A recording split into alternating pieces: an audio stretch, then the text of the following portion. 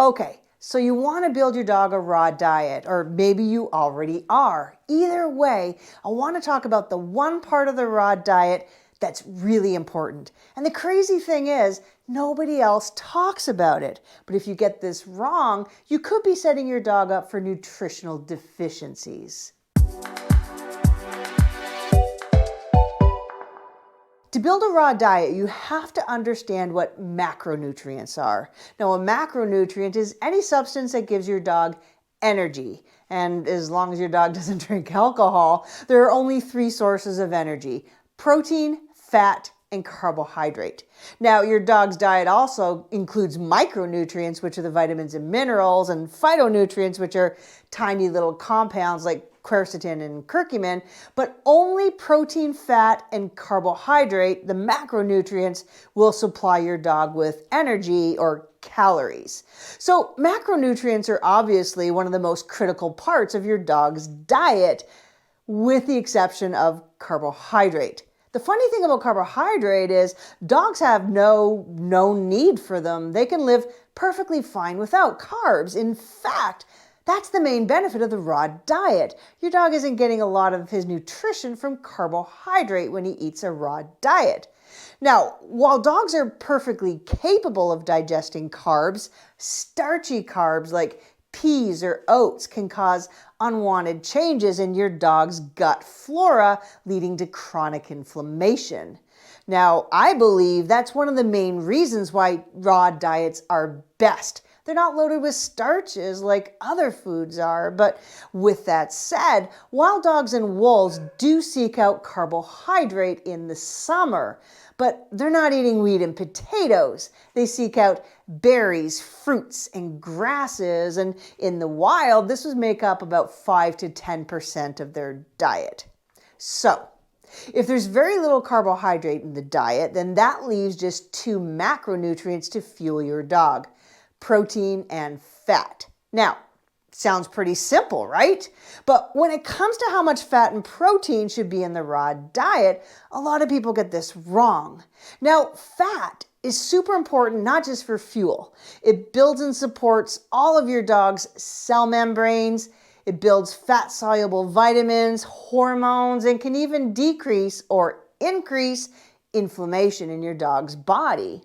Without enough fat, your dog's health would suffer severely. But here are three things that you absolutely need to know about fat. First, fat contains very few vitamins and minerals. It's nutrient poor. Second, large amounts of fat will cause unwanted changes in the gut flora and trigger inflammation in your dog. And third, pound for pound, fat contains twice as many calories as protein.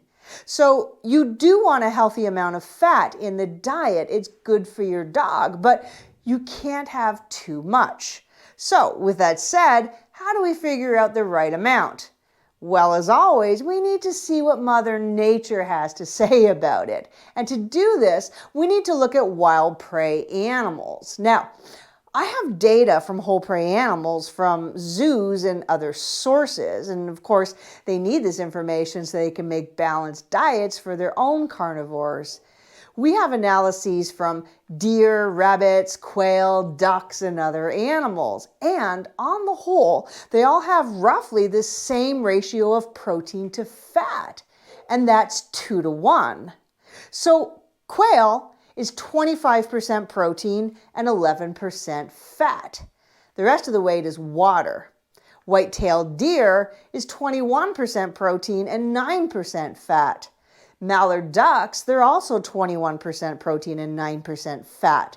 Across the board, healthy prey animals all have this one thing in common. They contain twice as much protein as fat. And that's what you need to feed your dog. Listen, Mother Nature rarely gets it wrong. And by the way, let me know in the comments if this is helpful and if you want more of this content. It's important to build a raw diet the right way, and I'm here to help you. Okay, so how do you know if your dog is getting too much fat? Well, if you're feeding a commercial raw diet, then it's easy. Just look on the label. Now, a lot of raw diets, though, contain the same amount of fat as protein. And that means a really high calorie diet that's not what nature wants your dog to eat. And the result is a shift in your dog's gut flora and a decrease in the healthy vitamins and short-chain fatty acids that these bacteria produce. So in short, high-fat diets are inflammatory. They cause low-grade systemic inflammation that, over time, stresses your dog's organs, so you don't want the fat to be too high. Look for a diet that contains roughly half the amount of fat as protein. Now, if you're making your own raw food, then you just need to know the fat content of the meats that you feed. Here's an example. Regular ground beef is 30% fat and 14% protein. Now, that's twice as much fat as protein, which means 4 times as many calories from fat as from protein, and a really inflammatory diet. 20% lean ground beef is 20% fat and 13% protein. Remember, the rest is water weight, while 10% lean ground beef is, you guessed it, 10% fat, but 20% protein. Bingo. And 10% fat gives you the perfect ratio of protein to fat. So if you feed your own dog food and make it yourself, then you need to know how much fat is in the food. And at the end of the day, the amount of fat needs to be around 10%. That will give you a protein content of around 20%. Now, if you're not sure about this, you can always Google the meat you want to feed your dog, and that will 9 times out of 10 give you the amount of fat that it contains. Now, you'll usually see the amount of fat per 100 grams of food, but that's the percentage. So bingo, you're in really, really good shape there. So on the whole, in or around 10% fat will give you the ideal ratio of protein to fat, which is 2 to 1. This is what Mother Nature wants her animals to eat, and it makes feeding a raw diet super easy. Remember, too much fat is inflammatory, and it'll also rob your dog of key nutrients. Keep your fat around 10% to keep your dog healthy and happy. And if you have a question, just leave a comment below, and I'm happy to help you out. And if you like this video, like it, share it, and tell people about it. Thanks for watching.